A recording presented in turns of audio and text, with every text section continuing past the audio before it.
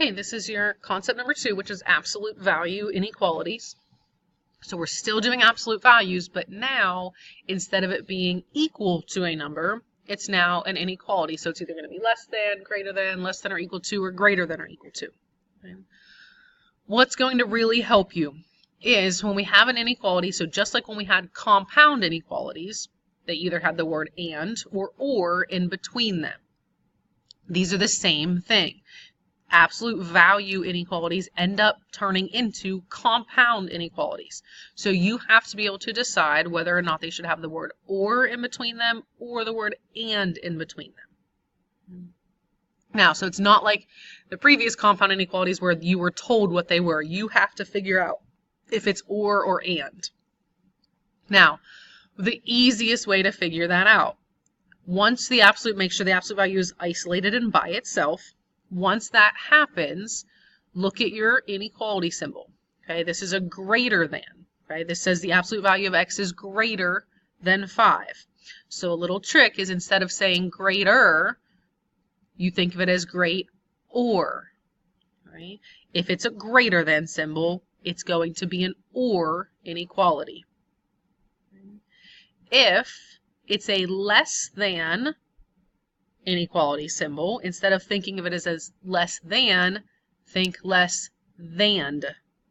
So it's an and inequality. Okay, it's just a shortcut to remember which one is which. Okay, but it's very important because you need to then put that word in between your two answers and it will help you with your graphing.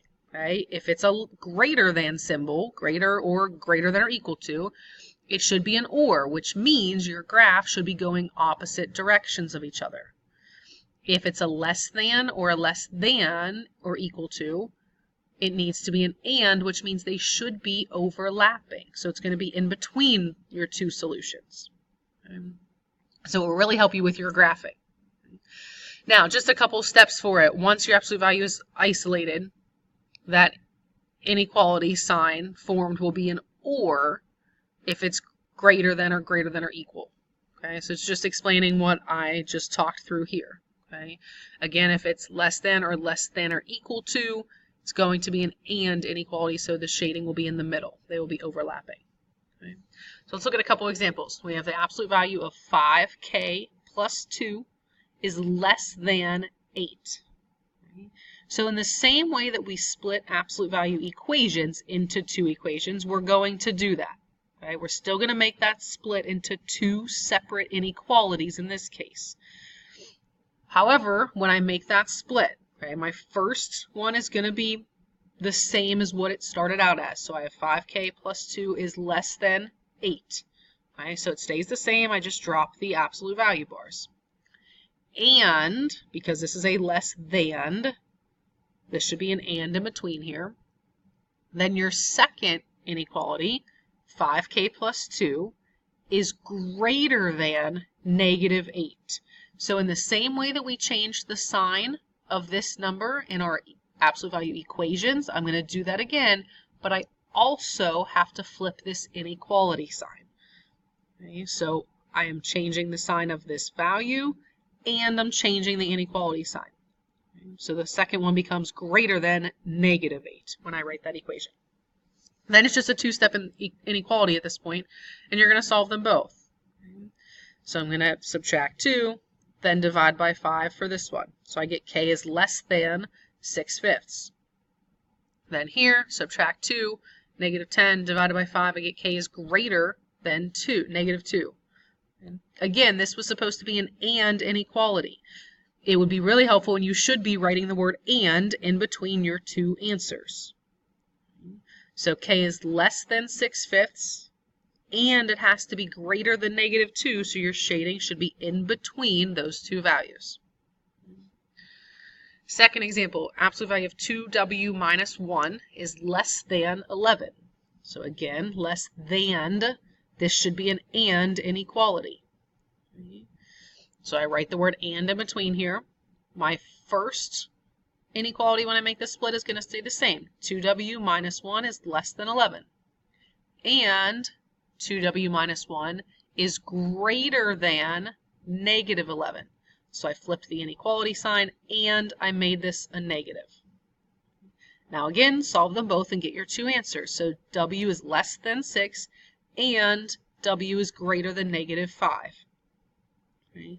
Now in both of these, instead of writing the word and in between here, we changed it into the and inequality where they're all jammed together into one answer. You can do that if you're comfortable with that. If not, you need to be keeping the word and in between these two solutions. Okay.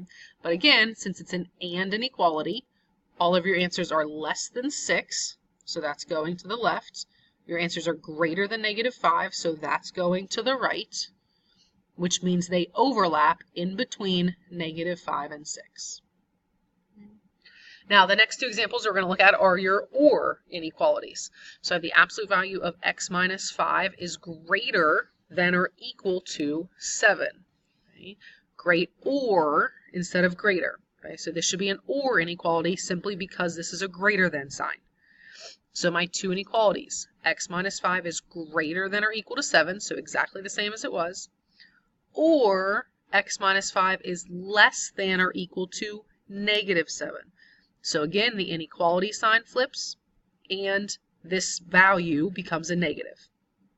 Then from there, you just have two one-step inequalities to solve. I'm going to add 5, so we get x is greater than or equal to 12, or x is less than or equal to negative 2. Okay, so again, if this is an or, when you graph it, your shading should be going opposite directions of each other. If it's not, you should realize that you made a mistake because this has to be an or since this was a greater than sign. Okay, x is greater than or equal to 12, solid circle at 12, shaded to the right. X is less than or equal to negative 2, solid circle at negative 2, shaded to the left. Okay, they do go opposite directions. All right, next example, absolute value of x plus 3 is greater than 8. So absolute value of x plus 3 is great or 8. So this should be an or in between. We have x plus 3 is greater than 8 for my first inequality. Second inequality, x plus 3 is less than negative 8. So again, flip the inequality sign and change the sign. Again, just a one-step inequality to solve. Subtract the 3, you get x is greater than 5 or x is less than negative 11, okay, which they do go opposite directions. Open circle at negative 11, shaded to the left. Open circle at 5, shaded to the right. Okay, so it matches up with the fact that it's an or, they are graphed in opposite directions. Okay, let's look at the examples on the back. These add in a couple additional steps, but it's really the same concept as to what we did with the absolute value equations from pretest number 1. Okay? That absolute value has to be isolated, okay, which means it has to be by itself before you can split into two inequalities. So in this inequality, the first step has to be to move this negative 6 to the other side so that this inequality is by itself on that side. Okay, so we add 6 to the other side. Negative 5 plus 6 is a positive 1. Now that this is isolated, we can split into two inequalities. So p plus 4 is greater than or equal to 1, or p plus 4 is less than or equal to negative 1. Okay, this is a greater sign, so great or is your inequality. Okay, again, one-step equation. Solve them, you get p is greater than or equal to negative 3, or p is less than or equal to negative 5, and then you graph them both. Okay. Second example, 9 times the absolute value of negative 4n is less than or equal to 72. Right now, this 9 is connected to the absolute value with multiplication. There's no symbol in between there, so it's 9 times that, which means in order to isolate this absolute value, you have to divide both sides by 9. You end up with the absolute value of negative 4n is less than or equal to 8. Less than is the same thing as less than. So this is an and inequality. So we have negative 4n is less than or equal to 8, and negative 4n is greater than or equal to negative 8. Okay, so again, you have to make sure that you're flipping both of those. Again, one-step inequalities to solve. Divide both sides by your negative 4. Because you're dividing by a negative, you remember that your inequalities have to flip. So this becomes n is greater than or equal to -2 and n is less than or equal to +2. It's an and, so they should be overlapping, which they are. Your answers are in between -2 and +2. Two more examples. Okay? Same thing, just a little bit of extra work here. This absolute value has to be isolated. So your goal first is to get this absolute value of 7p minus 8 to be by itself. You have two things connected to it. You have this -4 and you have this 2 that's being multiplied. We have to deal with our addition or subtraction values first. So since this is -4, you need to add 4 to the other side. Then you have to get rid of this 2 by dividing. So you then end up with the absolute value of 7p minus 8 is less than 48. Okay? Now that this is by itself, you want to split into your two inequalities. So 7p minus 8 is less than 48, and 7p minus 8 is greater than -48. Okay? Solve them both. They're both just a two-step inequality. You will get a fraction. That's okay. Okay? Any answer is allowed to be a fraction. It does not matter if it's not a whole number.